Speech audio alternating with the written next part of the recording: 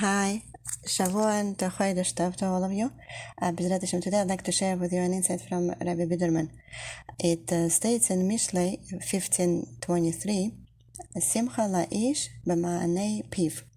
A man has joy with the response of his mouth. This posuk can be explained in several ways. B'ezrat Hashem will discover how with the proper speech one can be happy and make others happy. No one is happier than someone who believes in Hashem. Wouldn't you be happy if the greatest king of the world talked to you, loved you, and desired your good deeds? How would you feel to speak with this king every day? How happy and proud would you be if this great king was your father? Multiply this joy infinite times because Hashem is infinite, and that is the joy of emunah. This great joy is the portion of those who have emunah and understand a drop of Hashem's endless greatness. The joy is enormous. Furthermore, when one believes in Hashem, he knows that everything is for the good. Someone who doesn't believe in Hashem doesn't have that comforting thought. The believer also relies on Hashem to provide him with all his needs. The non-believer is full of worry, not having from where to draw hope. The Mishlei discusses the difference between the miracles of Yetzias Mitzrayim and the Purim miracle. People passed away, Rahman Mitzrayim. It wasn't a salvation without pain.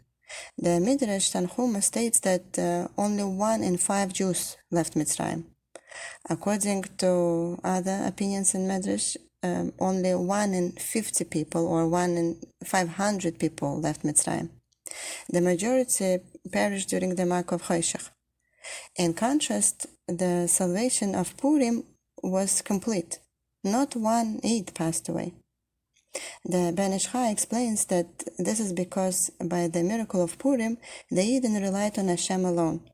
They didn't make hishtadlus because there was nothing they could do. At first, they relied on Esther to save them, but when Esther invited Haman to her party, they lost hope in Esther and trusted in Hashem alone. The Gemara, Megillah 15, says, why did Esther invite Haman to a party? So that the Eden shouldn't say, oh, we have a sister in the king's palace. And that would cause them to forget to daven and to rely on Hashem's compassion. And when they trusted in Hashem, they were saved. Additionally, someone who believes in Hashem knows he has a mission in life, and that is that he is important. Someone who doesn't believe in Hashem struggles to understand why is he more significant than a monkey or a spider. So the joy of Eid is immeasurable. If we increase our emunah, we have increased our happiness. How can we improve our emunah? One way is to speak about emunah. Rabbi Mordechai of Lvovitz taught on Tehillim 116, Posuk 10, Ha'emunati, I believe in Hashem, ke'adaber, because I speak about it. The Slonim Tzaddik said that one is permitted to speak about levels of emunah that he hasn't attained yet, because by talking about these levels, he will achieve them. We can therefore translate the posuk, Simcha לאיש, a person is happy, במענה פיו, when words of emunah are spoken. These conversations strengthen his emunah, and then he can have the incredible joy that is the portion of those who believe in Hashem. Rabbi Biderman says that Rabbi Ephraim Waxman Shlita told him that when he was a child learning in Cheder, his Melamed, a Holocaust survivor, would mumble something incomprehensible whenever the children in his class misbehaved. The children were sure that he was cursing them in Hungarian. At the end of the year, the children asked the Melamed forgiveness for causing him such a hard time over the year, to that extent that he needed to curse them. The Melamed replied, Chas v'shalom, I didn't curse you. Did you understand what I would say? The teacher opened and showed them the words of the translation of the names of the stones on the breastplate of Kohen Gadol. Sam Ken Yarkan and Barkan, Kankiri, Tarkiya, and Panteri, and explained to them that when he was almost overcome with anger at his dear students and wanted to cool his anger, he would repeat these names, Kankari, Tarkiya, Pantri.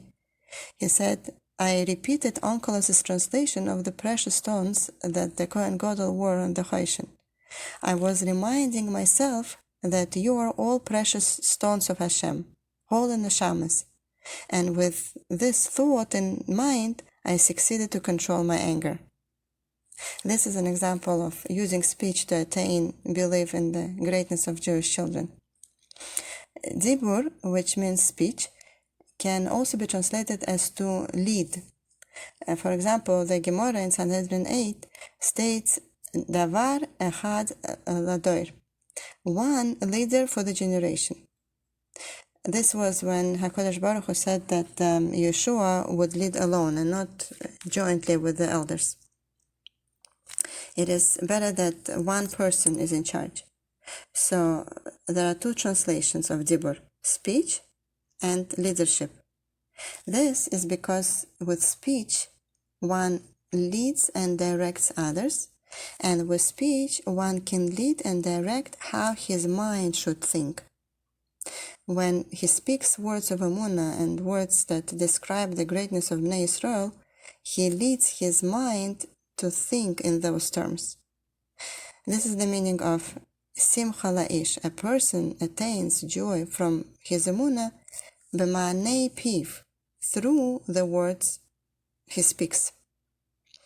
A person must train himself to talk positively.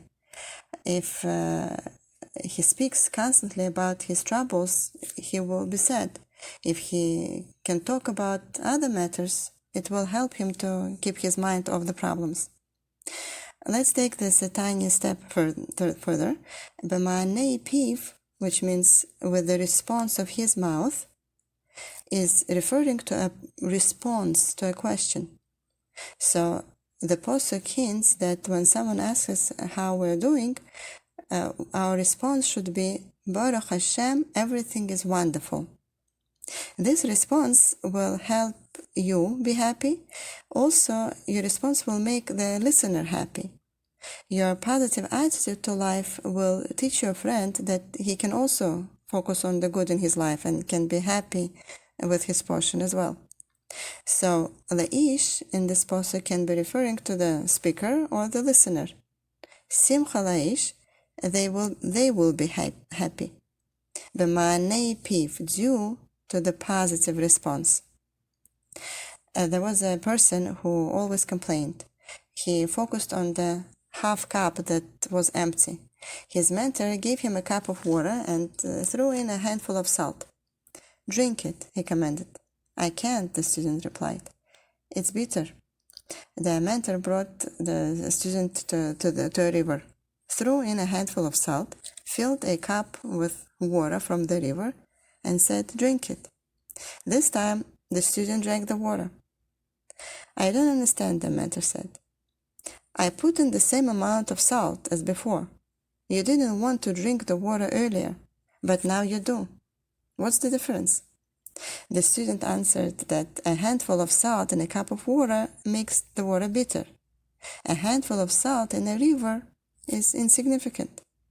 Having proven this critical point, the mentor advised him to focus on all the good he has in life. And then the bitter experiences won't bother him so much. The bitterness will be bottled and almost unrecognizable among all the good. Thank you for joining. I wish you all a successful week and a happy Chodesh Adar.